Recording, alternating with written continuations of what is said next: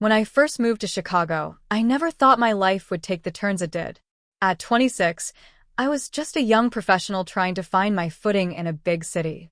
I had landed a job at a well-known marketing firm downtown, and while the work was challenging, I loved the energy of the office. The company was run by Rachel Harrison, a strong and charismatic woman who seemed to command every room she entered. Rachel wasn't the kind of boss you forgot. She was smart, assertive, and always dressed like she was ready to meet the mayor or close $1 million deal. To me, she was intimidating at first, but over time, I grew to admire her leadership. She noticed details, pushed us to be better, and never let anyone settle for good enough. I remember my very first week when she walked past my desk, stopped, and asked, "You're new here, right? What's your name?" "Jason," I said, nervously straightening my tie. "Well, Jason," she smiled, "I hope you like challenges, because we don't do easy here." That moment stuck with me because it wasn't just words. Rachel lived by that. Every project was ambitious, every pitch had to be polished, and every client relationship mattered. She demanded a lot, but she also gave a lot: support, advice, and encouragement. As months went by, I started to feel more confident. I was trusted with bigger tasks, and Rachel even began asking me for input during meetings. One day, after we wrapped up a successful campaign for a major client, she pulled me aside. "Jason, you've got potential," she said. "Don't waste it by just following instructions. Start thinking like a leader. Imagine what you'd do if this were your company." Her words lit a spark in me. I started taking more initiative, offering fresh ideas, and soon I wasn't just another employee. I was someone Rachel relied on. But then came the moment that changed everything. It was a Friday afternoon, and the office had thinned out as people left early for the weekend. Rachel called me into her office. She closed the door, leaned against her desk, and gave me a look that made me wonder if I was in trouble. "I have a bold offer for you," she said.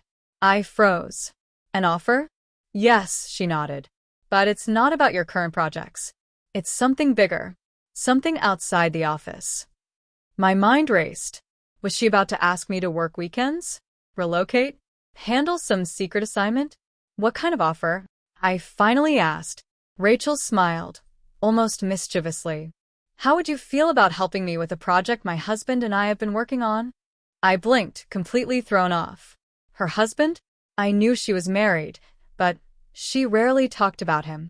His name was Daniel, and from the little I had heard, he was an architect who ran his own design firm. Seeing my confusion, Rachel continued. "Daniel and I recently bought a historic building on the north side of the city. It's beautiful but needs a lot of work. We want to turn it into a community space, part art gallery, part event center, maybe even a startup incubator. But we need someone who can help us manage the planning, the marketing, and the community outreach." I stared at her. This wasn't at all what I expected. "You're asking me to help run this project with you and your husband?" "Exactly," she said. "Daniel already agreed that we need an outside perspective. And frankly, I think you'd be perfect for it." I didn't know what to say. It was flattering, but also overwhelming. I already had my hands full at work. Why would she trust me with something so personal and important? Rachel must have seen the hesitation on my face, because she leaned forward and said, "Listen, Jason. I don't make offers like this lightly. You've proven yourself here, and I believe you can handle bigger responsibilities. This could be a chance to expand your skills in ways this office can't offer. And yes, Daniel said yes to bringing you on board. He's excited to meet you." That weekend, I couldn't stop thinking about it.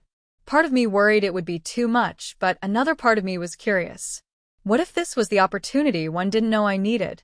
On Sunday afternoon, I found myself standing in front of the old building Rachel had mentioned. It was a massive brick structure with tall windows and faded paint, clearly from another era. Daniel was already there, waiting with a clipboard in hand. "You must be Jason," he said warmly, shaking my hand. "Rachel's told me a lot about you. Thanks for coming." Daniel was different from Rachel. Where she was sharp and commanding, he was calm and approachable. But I quickly realized they were a perfect match, her drive paired with his creativity. Walking through the building, I could see why they fell in love with it. The space had character. Arched ceilings, wooden beams, and hidden corners that seemed made for storytelling. But it also needed serious work. As the weeks turned into months, I started splitting my time between the office and the project. Rachel handled the high-level strategy, Daniel focused on design and construction, and I became the bridge between their vision and the people who could bring it to life: contractors, artists, community leaders, and potential sponsors. There were days when it felt impossible. Budgets fell short, deadlines slipped, and sometimes Rachel and Daniel didn't see eye to eye. But somehow, we always found a way forward. And through it all, I learned more than I ever had in school or at my desk job. I learned how to negotiate with confidence. I learned how to inspire people with a vision. I learned that leadership wasn't about control, it was about trust. By the time the building finally opened its doors, I felt like I had grown years in just a short time. The launch event was magical. The gallery walls were filled with local artwork, musicians played on a small stage, and people from all over the neighborhood came to celebrate. Rachel raised a glass and gave a short speech. This space is proof that bold ideas are worth chasing. And I want to thank Jason, who stepped up when he didn't have to. Without him, this wouldn't have happened. The applause that followed was the proudest moment of my life.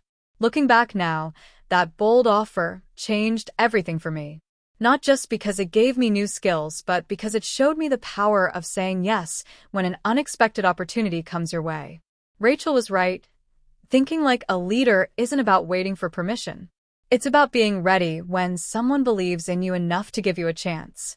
And for me, that chance came from my boss and her husband, who said yes.